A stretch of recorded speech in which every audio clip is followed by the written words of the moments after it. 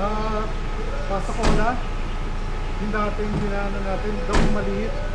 Tapos paglabas ng General Luis, na kanan tayo. So dito tayo. Oo. Iliano. Yan. Tapos daw maliit. May kasama ako kuya, kasunod siya dito. Susunod ko dito. Susunod ko muna siya, dito tayo. Oh, sige. Okay lang.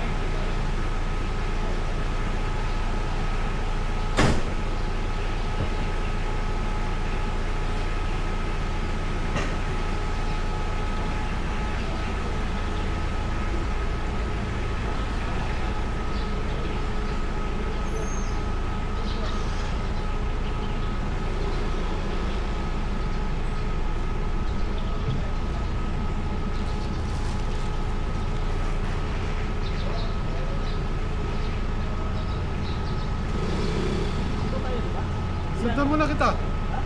Alam, saan mo susundin yung father yun ano? Diretso na. Sige.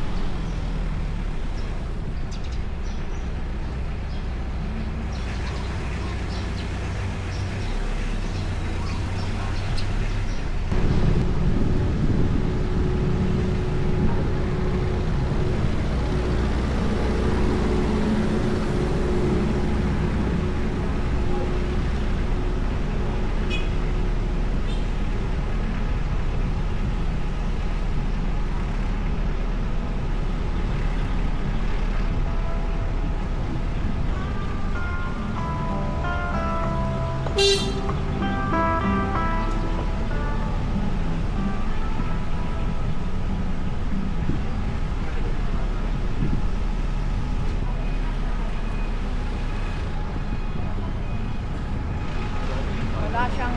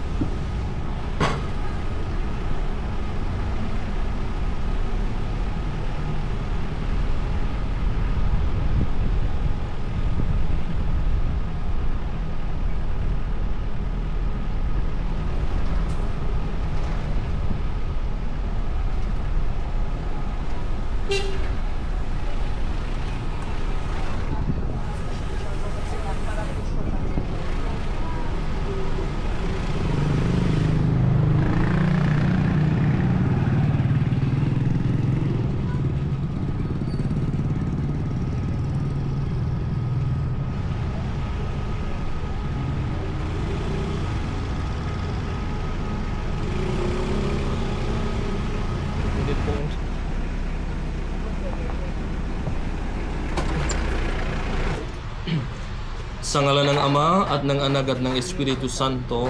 Amen. Sumayin niyo ang Panginoon at sumayin niyo rin. Magandang umaga po sa inyong lahat. Gandang umaga, Father. Ama naming makapangyarihan, ikaw ay maawain at magpatawad kailanman. Kami lumuluhog para sa aming mahal na kapatid na yumao magpa sa walang hanggan. Amen. Sumayin niyo ang Panginoon. At sumayin niyo rin. Itaas sa Diyos ang inyong puso at diwa. Inaasa namin sa Panginoon. Pasalamatan natin ang Panginoong ating Diyos. Dapat na siya ay pasalamatan. Nasa puso ng Pilipino at nasa puso ng mga Katoliko. Kaya sa araw na ito, hindi naman ito totally anticipated, pero parang bilang pagtulong. Kaya't sa pamamagitan ng iyong Espiritu, gawin mong banal ang kaloob na ito upang para sa amin maging katawan at dugo ng aming Panginoong Hesus Kristo.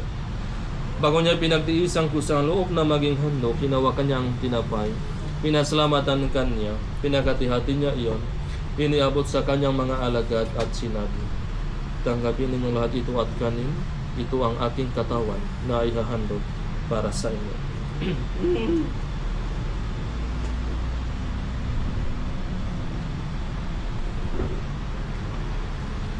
Gayon din naman, noong matapos ang hapunan, hinawakan niya ang kalis. Muli kanyang pinasalamatan, iniabot niya ang kalis sa kanyang mga alagad at sinabi, tanggapin ninyong lahat ito at inumin. Ito ang kalis ng aking dugo, ng bago at walang hanggang tipan. Ang aking dugo na ibubuhos para sa inyo at para sa lahat sa ikapagpapatawad ng mga kasalanan. Gawin ninyo ito sa pag-alala sa akin.